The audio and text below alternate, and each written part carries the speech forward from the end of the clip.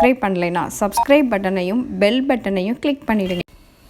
இன்றைக்கி நம்ம key rice எப்படி பண்ணுறது தான் பார்க்க போகிறோம். சண்டேஸில் ஏதாவது ஸ்பெஷலாக பண்ணணும்னு நினச்சிங்கன்னா இந்த மாதிரி ஒரு ரைஸும் ஒரு கிரேவியும் வச்சு சாப்பிட்டாலே சூப்பராக இருக்கும். ஒரு பெரிய வெங்காயம் நீட்டை வாக்கில் கட் பண்ணி எடுத்துக்கோங்க. பட்டை, கிராம்பு, ஏலக்காய், 3 பச்சை மிளகா, முந்திரி பருப்பு, நெய், இஞ்சி பூண்டு பேஸ்ட்டு, அவ்வளோதான் இதுக்கு தேவையான பொருட்கள். இப்போ நம்ம பண்ண ஆரம்பிச்சிடலாம். நான் இன்றைக்கி குக்கரில் தான் பண்ண போகிறேன். குக்கரில் ஒரு 2 டேபிள் ஸ்பூன் அளவுக்கு நெய் ஊற்றிக்கோங்க. நெய் லைட்டாக சூடாக ஆரம்பிக்கும்போது நம்ம எடுத்து வச்சுருக்கிற பட்டை, கிராம்பு, ஏலக்காய் 3த்தையும் ஆட் பண்ணிடலாம். நீங்கள் இந்த நெய் சாதம் ஃபுல்லாக பண்ணுறதே கேஸை ஒரு மீடியம் ஃப்ளேமில் வச்சே பண்ணிக்கோங்க. இப்போ லைட்டாக மசாலா வாசனை வரும்போது நம்ம எடுத்து வச்சுருக்கிற 10 முந்திரி பருப்பையும் ஆட் பண்ணிடலாம். முந்திரி பருப்பு லைட்டாக வறுக்க ஆரம்பித்தோன்னே நம்ம 3 பச்சை மிளகாயும் சேர்த்துருங்க. இப்போ எல்லாத்தையும் நல்லா மிக்ஸ் பண்ணிக்கலாம்.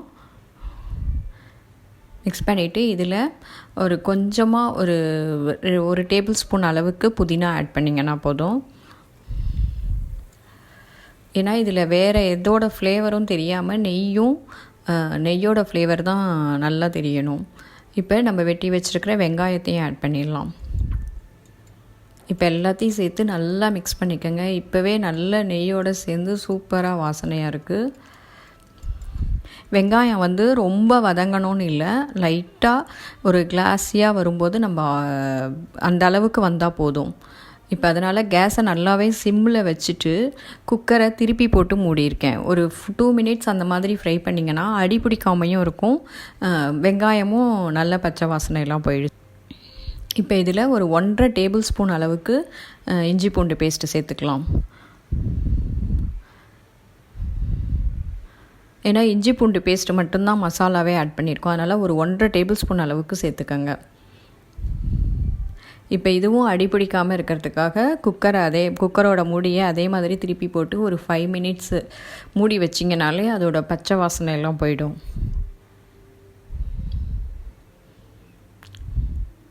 இப்போ இதில் ஒரு டேபிள் ஸ்பூன் அளவுக்கு கெட்டி தயிர் ஆட் பண்ணிக்கோங்க. இப்போ இதெல்லாம் சேர்ந்து நல்லா மிக்ஸ் ஆகிறதுக்கு ஒரு 5 மினிட்ஸ் மூடி போட்டுக்கலாம். இப்போ குக்கரை இந்த மாதிரி திருப்பி போட்டு மூடுங்க.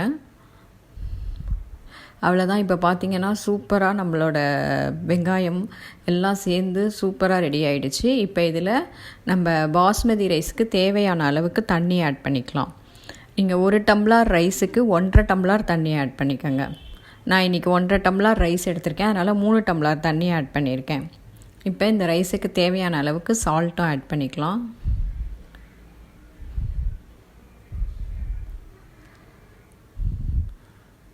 இப்போ இந்த தண்ணி நல்லா கொதிக்க ஆரம்பிக்கட்டும். கொதிக்க ஆரம்பித்ததுக்கப்புறம் நம்ம ஊற வச்சு வச்சுருக்கிற பாஸ்மதி ரைஸை ஆட் பண்ணிடலாம். நான் 20 நிமிஷம் பாஸ்மதி ரைஸை ஊற வச்சு வச்சுருக்கேன். இப்போ இதை இதில் ஆட் பண்ணிடலாம். இப்போ தண்ணி, ரைஸ் எல்லாம் சேர்ந்து கொதித்து தண்ணி ஃபுல்லாக கொதிச்சுட்டு வெறும் ரைஸ் தெரியும் போது நம்ம அதை மூடி வைக்கணும் குக்கரை.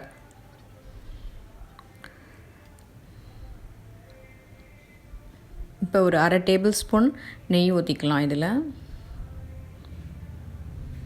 இப்போ பார்த்திங்கன்னா நம்ம ஊற்றின தண்ணி ஃபுல்லாக அப்சர்வ் பண்ணிவிட்டு ரைஸ் தெரியுது. இப்போ இந்த ஸ்டேஜில் நம்ம குக்கரை மூடி போட்டுடலாம். குக்கரை மூடி போட்டு நீங்கள் விசில் விட்டிங்கன்னா 2 விசில் விட்டு ஆஃப் பண்ணிக்கோங்க. நான் சிம்மில் வச்சு 10 நிமிஷம் கழித்து ஆஃப் பண்ணிவிடுவேன். இப்போ சிம்மில் வச்சு 10 நிமிஷம் ஆயிடுச்சு. இப்போ நம்ம திறந்து பார்க்கலாம்.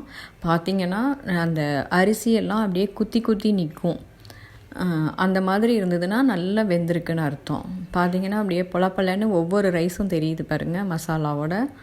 இதுதான் கரெக்டான ஸ்டேஜ். நம்ம ஆஃப் பண்ணிவிட்டு எடுத்தது வாசனையோட நம்மளோட நெய் சாதம் ரெடி ஆகிடுச்சு.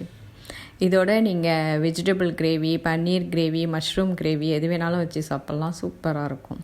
இப்போ இது மேலே நீங்கள் சர்வ் பண்ணும்போது ஃப்ரைட் ஆனியன் போட்டு நல்லா பரிமாறினீங்கன்னா நல்ல டேஸ்டியாக இருக்கும். இந்த வெஜிடபிள் கிரேவி, பன்னீர் கிரேவி, மஷ்ரூம் கிரேவி எல்லாமே நம்ம சேனலில் ஆல்ரெடி இருக்குது, நீங்கள் செக் பண்ணிக்கோங்க.